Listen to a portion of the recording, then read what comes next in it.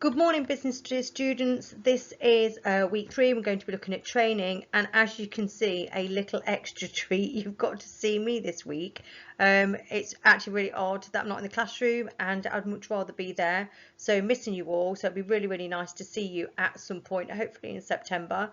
But what we're going to be doing today is just looking through training, what it is, and how important is it to businesses. So you need to be getting out some note paper, or if you've got a laptop, or if you've got maybe a tablet, you can be writing up your notes. You need to have a clear definition of what training is, and you also need to write down why it's so important to look at training in the concept of businesses. So definition time, I'll go through it and then I'll do a little pause so you've got time to write it down. So what is training? So training is the process of increasing the knowledge and skills of the workforce to enable them to perform their jobs effectively. So everybody at some point in their life will be doing training, whether it's kind of physical training, whether it's skill training, knowledge training. There's lots of different types of training, but I do it, you will do it, you've probably done some of it already, maybe not quite as intensively as some people in terms of going into the world of work, but you most definitely would have done some kind of training. So please write down this key term. Okay, so moving on, what I'd like you to do now is I'm going to show you a clip. You need to run it for about 15-20 minutes. I mean, you can watch the whole thing if you want to, but it's about an hour or so long, I think it is. So it's Undercover Boss, brilliant. I've got loads and loads of different undercover bosses looking at different elements within inside businesses, and they are real life businesses. Most of them are multinational businesses. This one is Hyundai, which is a car manufacturer, and it particularly looks at some internal issues they've got with their process of training. Okay, so I want you to play it. If you go onto the address at the bottom, you should be okay, and it should go straight into channel 4. If it doesn't, you'll need to email me and I will go through the password with you. However, it should be fine. I've logged in and I've done it, so you should be able to play it straight away.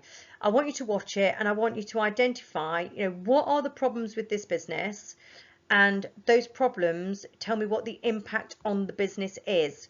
Okay, so that's going to take about 15-20 minutes. You need to write some notes as you go along, and it's all to do with different areas of the business and the training. Okay, so you would have seen some of the highlighted issues of the lack of training in some areas, and actually feel a little bit sorry for some of the people that are working there. Conditions aren't necessarily brilliant, especially for the guy that does all the loading and the unloading of the cars. He's basically got like a container crate that is his office. So if you watch it all to the end, you'll realise what the business put in place to rectify the issues, but you don't have to. It's just really 15-20 minutes that I want you to watch. Okay, so what we need to be looking now is the benefits of training. Now, the little clip that's at the top, which is the YouTube clip, which you'll see up there, that really is just looking at training as a whole. It's not necessarily anything to do with business, but it's to do with training. And most of you, I think, would have done some kind of training of this type, not particularly for this sporting activity, but some of you have done it. But think about the benefits of actually training. So what does doing that type of activity do to you as a person? Okay, so clearly I can do that as well. So, I'm multi-talented, not. So what is the impact of training on businesses then? So we take kind of training as a whole, and now we need to look at the impact on businesses. So you'll need to write some of these down. Now, there are quite a few. So what I suggest you do is I would write them all down, and then I would just put a little highlight or a little tick next to the ones that you will be able to recall easiest. Okay. Now, some of you will be able to recall them all the top of your head, and I'll ask you next week and say, okay, what are the benefits of training? You'll go do, and others of you will go, oh God, I can only remember 2 or 3. So I would suggest that you maybe highlight the ones, maybe 4 of them that you think are the easiest ones, and then you'll be able to recall them for next week, because in the exam you will need to use this type of information. So training, or effective training, the benefit of it really is high quality in terms of workers, making sure they know how to do their job properly. You cannot expect somebody to do a good quality job if they've not got the training provided. So you can't set them targets to say, I want you to do this and this and this, but don't give them the tools to do it. there's lots and lots of negative impacts of that. You know, they will become very, very demotivated. What is the point in setting somebody a target that they can't actually achieve before they even start it? So it's got to be high quality. Okay, so you've got to make sure that the benefit is it's high quality training to make sure that they can do their job properly. Making sure that they can then give better customer service. So better customer service, the impact of that should be that you should get an increased amount of sales, repeat customer, more word of mouth, better reputation, increases productivity. So people become quicker and more efficient at their job because they know the best way of doing it. Becoming more motivated. So if people are motivated, they actually become more efficient, and they are motivated and they feel valued. They like coming to work. They won't be ringing up having sickies and saying, I don't want to come into work today, I'll just pretend that I'm poorly. That's what happens when people become demotivated. They actually don't want to come to, well, for school for you guys, me will be to school, but also coming to work. So that's the worst thing you can have is unmotivated employees. You need them to be on it. You want them to feel valued. They want to be part of a team, thinking that their job actually is worth something in the organisation. In actual fact, once you've given them the training and skills, you actually have to supervise them less anyway, because if they know how to do their job properly, all you need to do is to keep them motivated and actually praise them for what they do. So less supervision is needed, therefore you've got time to do other things. That makes you more efficient as a manager. Also, it can give flexibility. So if people have more skills, more diverse skills, you can use them in different ways across the organisation, and that actually is better for you. Also, it's easier to recruit and actually retain employees. So if people feel valued at work, they know that you're going to give them the right training, you're going to give them the right tools to actually get their job done properly, you will retain customers, so they're employees. Therefore, actually, they're not going to go anywhere else. You'll keep your reputation in terms of it's a great place to work. And then actually it's easier to recruit people if you ever do get any vacancies occurring. And also it's easier to implement change. So if you want to do something different, you want to have new technology or implement new processes and procedures, if you give the correct training, you'll find it much, much easier to implement those changes. We've had to go through some changes over lockdown. I mean, you know my love of technology, not. So having to do kind of Teams and meetings and chat with people online, doing videos, can't think of anything worse than having to video myself. I find my voice really annoying, quite frankly. I'm sure you do as well at points, but it's kind of embracing technology and embracing new change, and businesses have to do it on a continual basis to make sure that they are being competitive. And if they do this and they give the training, then actually their employees will be more happy to think, actually, yeah, we'll embrace it, we'll try it, and if we can't do it, they'll give us the training to actually give us the tools to do it. So write those points down. Okay, so now we need to look at the different types of training. There are three main ways of training your employees. Induction training is something which is done across the board. You do it in all organisations, and even you guys have done induction training. It's where you receive kind of like your new first start kind of encounter with the organisation or the department that you're going to work in. So even if you work for that organisation, you will have induction training if you get another job and you move across to a different department, because processes and procedures will be different. Obviously the whole organisation process and procedures will be the same, but they will do things differently within different departments. So induction training is you receive it when you first start within the organisation and when you have a new job. So you learn about the kind of duties you need to do, meeting new colleagues, looking at kind of like the layout of the offices, where the facilities are, you know, your toilets, canteen, you know, our first aid, photocopiers, printers, all that kind of stuff. And also learning kind of the values of the organisation. So what is their mission statement? You know, what are their objectives? What are their targets for this year? Also, it's really important that new recruits become effective as quickly as possible. They say it takes about 6 months for somebody to be totally effective and efficient in their job role once they join an organisation. So the quicker you get these kind of processes and procedures in place, the more effective at their job role they are going to be. So I'd like to write some of these notes down. If you refer back to your fact sheet, it will have some of this in already. So I will check across and just do any additions that you need to do.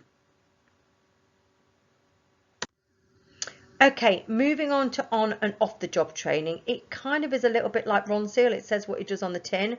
So on the job training is where you do it on the job, and off the job training is where you don't do it on the job. You go somewhere else off the job to do it. So you're not working, you will do it outside of the organisation. So on the job, it's things like demonstrations and instructions. Somebody showing you what you need to do. Coaching, so where you've got a little bit more of an intensive method of training, where you've got a really close relationship with somebody who is an expert in that particular field. Job rotation is where you will go around to different areas. A really good example of job rotation would be somebody like a trainee doctor. They will go around all the different departments in the hospital whilst they're doing their training before they then specialise in a certain area. Projects, where you will meet together on projects. We do this in school quite a lot of the time. So we'll have a project to kind of consider, to look at, to implement, and we will work with all different people within the organisation. And then once that project is up and running, you will then disperse back to your departments. So whilst you're working on a project, you will basically have kind of two bosses. So you have your project manager and you have your department manager.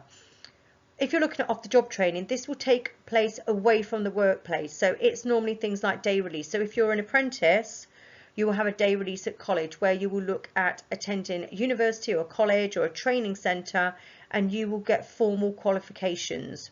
You can do it distance learning as well if you do like an open university course, or you might go somewhere for evening classes. Sometimes you go for kind of block release courses where you might have a certain number of weeks or months in college or university where you will do an intensive type of training course. Sandwich courses are at university, so the normal length of a university course is 3 years. If you do a sandwich course, after year 2 you will go away and you'll work in industry for a year, and then you will come back and do your final year at university. Also, you can look at, oh, my head's in the way, isn't it? Let me just turn the video off so you can just see the last points. If I can do it, if I can turn my camera off. I don't know if it will let me do it actually. Let me just pause it and I'll just turn the camera off for a second. Oh, it won't let me do it. Anyway, it's looking at sponsorship. So you might be sponsored by a particular organisation where you will then get educated within that organisation or somewhere else. Self-study and training, again, you will do it at home, you will do it in your own time, and it will improve your skills and your knowledge for a particular area. Moving on, if you look at the benefits and drawbacks of on-the-job training, so there's loads and loads of good things and bad things about it.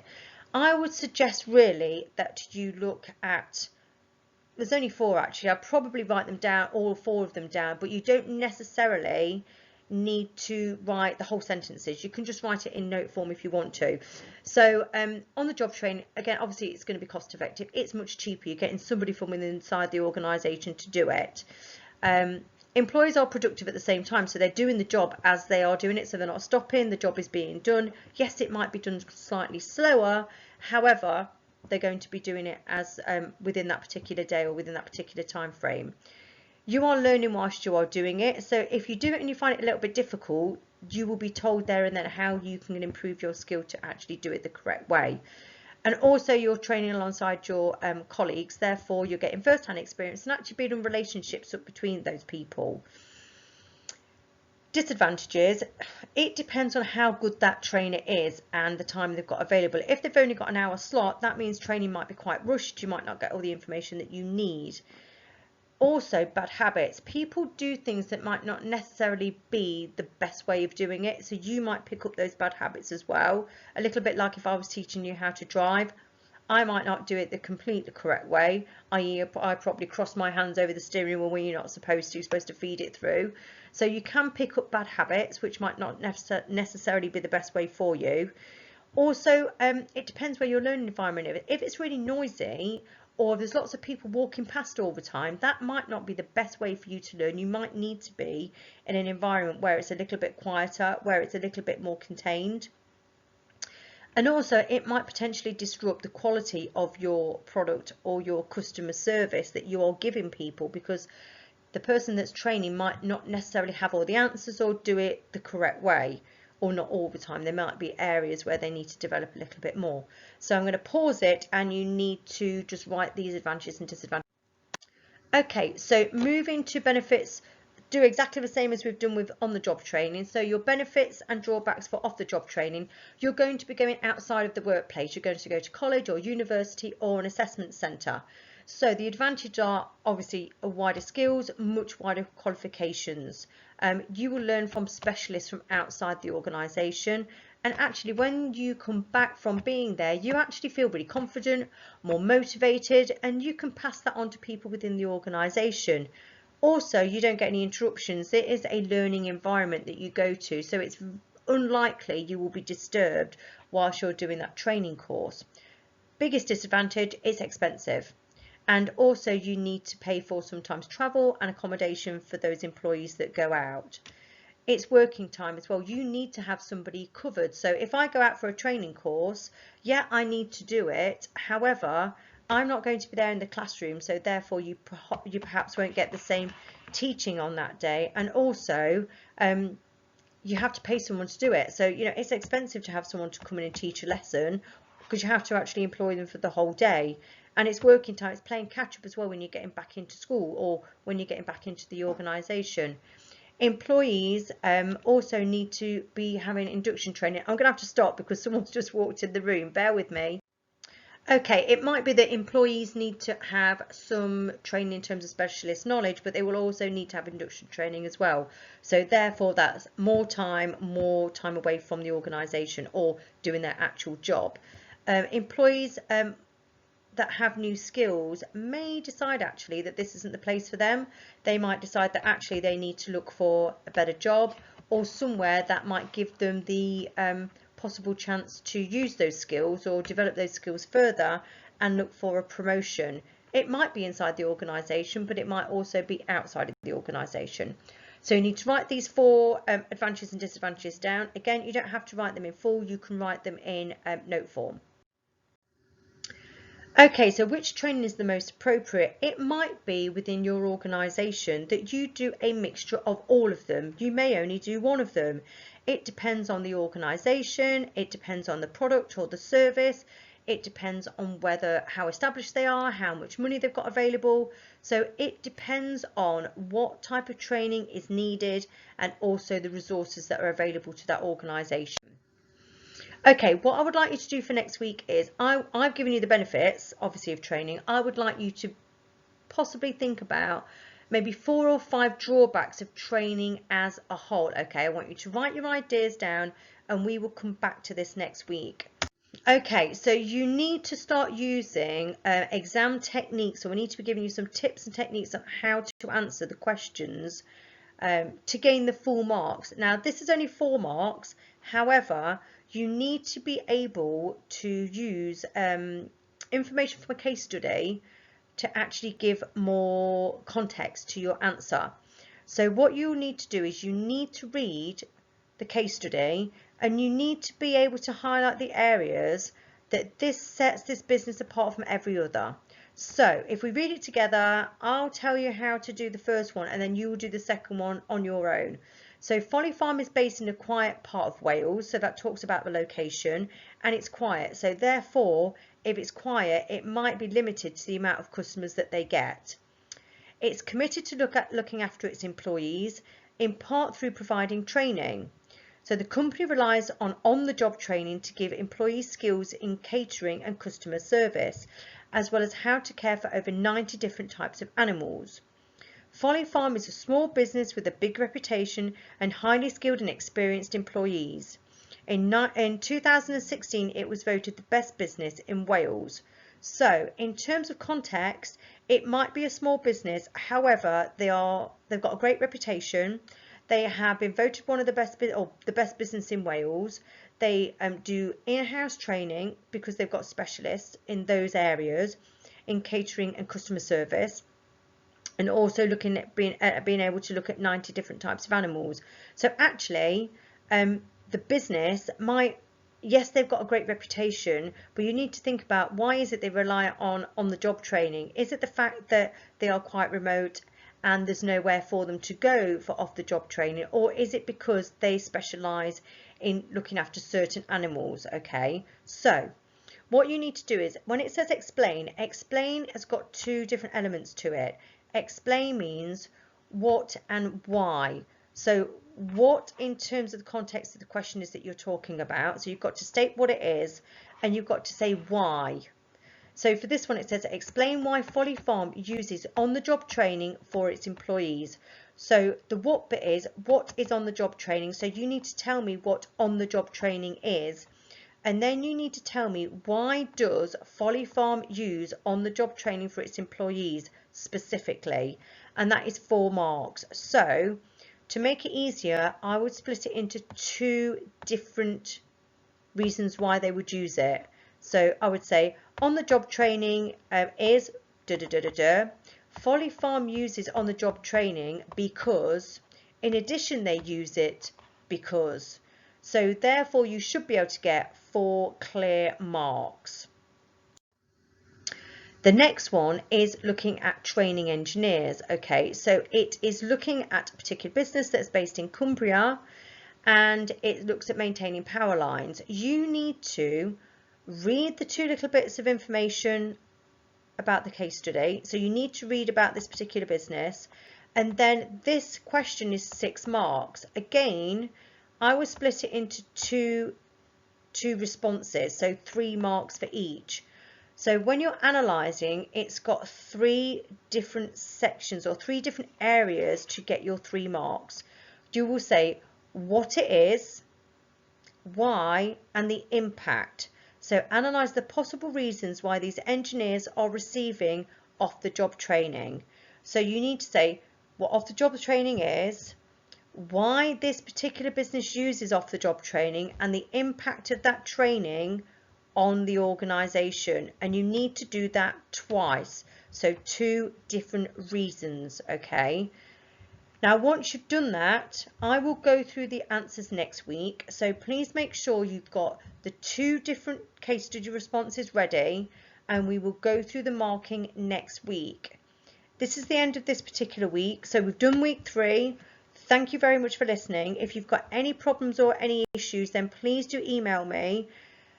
I think you should be fine. Okay, so keep well, keep safe.